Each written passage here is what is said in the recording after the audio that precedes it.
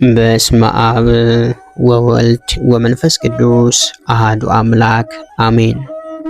እንኳን በነሐሴ 2 ቀን ታስበውና ተከብረው ለሚውሉ ለቅዱሳን በዓላት በዚህች ዕለት ለቅዱሳን እናቶቻችን አትናስያና ኢዮጵራክስያ ዓመታዊ የዕረፍት በዓል በሰላም አደረሳችሁ አደረሰን። እናታችን አትናስያ የዚህች ቅድስት ሕይወት በብዛት የእግዚአብሔርን ቸርነትና የንስሐን ፍጹምነት የሚያሳይ ነው። ጥንተ ነገሩስ እንደምንድን ነው ቢሉ ቅድስት አትናስያ ግብፃዊት ስትሆን የነበረችውም መኑፍ በሚባል አውራጃ በአራተኛው መቶ ክፍለ ዘመን ነው። ይህ ዘመን ዘመነ ከዋክብት ይባላል። ከቁጥር የበዙ ቅዱሳንም በዘመኑ ነበሩ። ቅድስት አትናስያም ከክርስቲያን ወላጆች ተወልዳ እንደሚገባ አድጋ ገና በወጣትነቷ ሁለቱም ወላጆቿ ሞቱባት። ነገር ግን ብዙ ሀብት ትተውላታልና ምን እንደምታደርገው ሐሳብ ሆናት። መንፈስ ቅዱስ ግን መልካሙን ሕሊና አደላትና አብርሃማዊ ሥራን ለመስራት ቆረጠች። መጀመሪያ አገልጋዮቿን አዘጋጀች። እንደየወገኑ ለእንግዶችና ለነዳያን ቤት ሰራች። በጎውን ዕድል መርጣለችና ለብዙ ዓመታት ለነዳያን በማድላት እንግዶችን በመቀበል ተጠመደች። በዚህ ሥራዋም እግዚአብሔርም ሰውም ደስ አሰኘች። ግብሯ እንዲህ ነው። በሌሊት ጸሎት፣ በመዓልት ግን እንግዶችን መቀበል፣ እግሩ ማጠብ፣ ማስተናገድ፣ ማስተኛት፣ ስንቅ አሰንቆ መስደድ። በዚህ ግብሯ ከምንም በላይ የወቅቱን ጻድቃን አስደስታለች። በዚያው ልክ ግን ዲያብሎስ ተቆጥቶ ይከተላት ጀመር። በብዙ ጎዳና አልሳካልህ ቢለውም በክፉ ጎረቤቶቹ አማካኝነት ግን ተሳካላት። የአካባቢዋ ሰዎች ወደ እርሷ ተሰብስበው በብዙ ማታለል ከቅድስና ሕይወቷ ፈቀቅ እንድትል አደረጉ። እነርሱ መልካም ስራዋን ያስተዋት በመልክ ቆንጆ ነበረችና ይህንን ተጠቅመው ነው። ውበትና ሀብትሽን አታባክኒ ብለው ከጎዳና አስወጧት።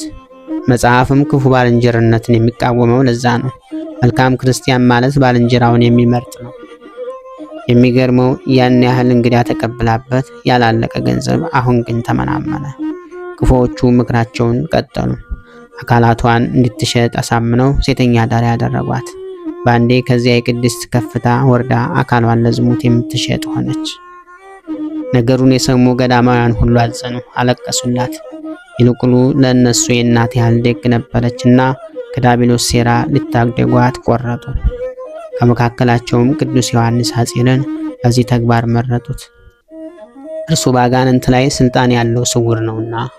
እነርሱ ሱባኤ ይዘውላት አባ ዮሐንስ ሐጺር ወደ መኑፍ ከተማ ሄደ። ወደ ቤቷም ደረሰ። ጠባቂዋን አስፈቅዶ ሲገባ ለረከሰው ድርጊት የመጣ ሰው መስሏት ተዘጋጅታ ነበር። አባ ዮሐንስ ሐጺር ግን አጋንንትን ያርቅ ዘንድ እየዘመረ ገባ። መኒ ሆርኩ ማእከለ ጽላለተ ሞት፣ በሞት ጥላ ስር እንኳ በሄድ አንተ ከኔ ጋር ነህና ክፉን አልፈራም እያለ ቀረባት። በመዝሙረ ዳዊት ምዕራፍ 22። ፈጠን ብሎ ከጎኗ ተቀምጦ ቅዱሱ ምርር ብሎ አለቀሰ። አትናስያ ደንግጣ ምን ነው አለችው። የአጋንንት ሰራዊት በራስሽ ላይ ሆነው እየጨፈሩ እኮ ነው አላት። አስከትሎም አጋንንቱን በጸሎት ቢያረቅላት በአንዴ ወደ ልቧ ተመለሰች።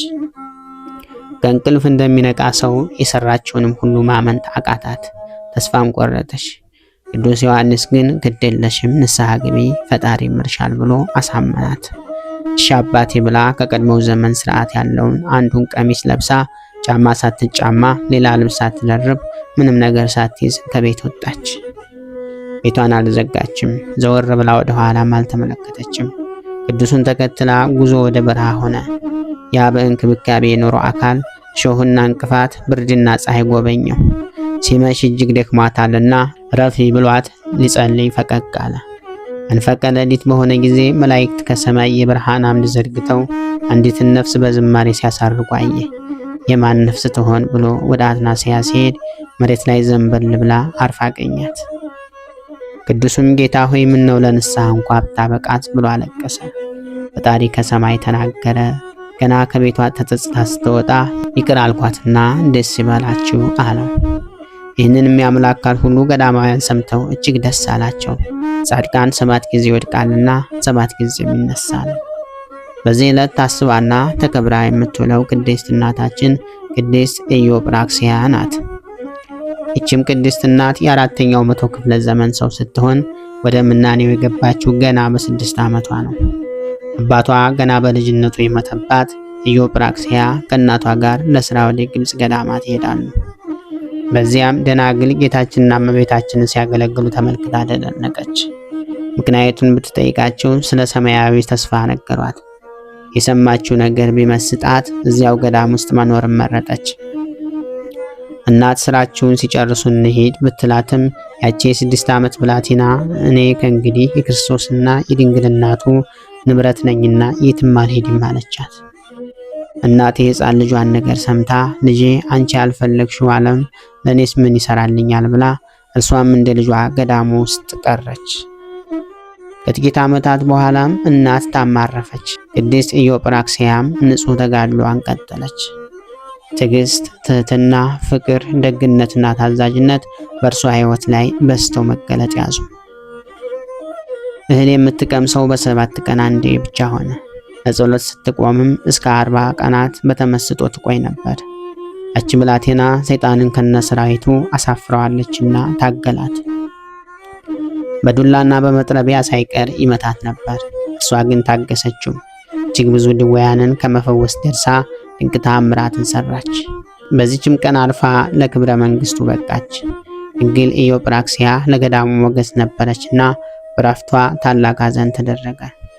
ቅዱሳት አንስት አምላክ ከንጽህናቸው ትጋታቸውና ማስተዋላቸው በረከትም ይክፈለን። በነሐሴ 2 ቀን ታስበውና ተከብረው የሚውሉ ዓመታዊ የቅዱሳን በዓላት ቅድስት አትናስያ ብሩክት፣ ቅድስት ኢዮጵራክስያ ድንግል፣ ቅዱስ ደሜና ሰማዕት ናቸው። በዚህ ዕለት የሚከበሩ ወርሃዊ በዓላት ደግሞ ቅዱስ ዮሐንስ መጥምቀ መለኮት፣ ቅዱስ ኢዮብ ጻድቅ ታጋሲ፣ ቅዱስ አቤል ጻድቅ፣ ቅዱስ አባ ጳውሊ ገዳማዊ ታላቁ አባታችን፣ ቅዱስ ሳይሮስ ዘአንጾኪያ፣ አባ ሕርያቆስ ዘሀገረ ብህንሳ፣ ቅዱስ ታዲዮስ ሐዋርያ ከ12 ሐዋርያት አንዱ ነው።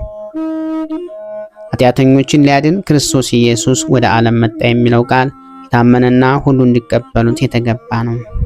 ከኃጢአተኞችም ዋና እኔ ነኝ። ስለዚህ ግን የዘላለም ሕይወት ለማግኘት በእርሱ ያምኑ ዘንድ ላላቸው ሰዎች ምሳሌ እንዲሆን ኢየሱስ ክርስቶስ ዋና በመሆን በእኔ ላይ ትዕግስቱን ሁሉ ያሳይ ዘንድ ምሕረትን አገኘው። አንደኛ ጢሞቴዎስ ምዕራፍ 1 ከቁጥር 15። ክብር ምስጋና ይሁን አንድ አምላክ ለሚሆን ለአብ ለወልድ ለመንፈስ ቅዱስ ስም እስከ ዘላለሙ አሜን። ወስብሐት ለእግዚአብሔር ወለወላዲቱ ድንግል ወለመስቀሉ ክቡር። ይቆየን።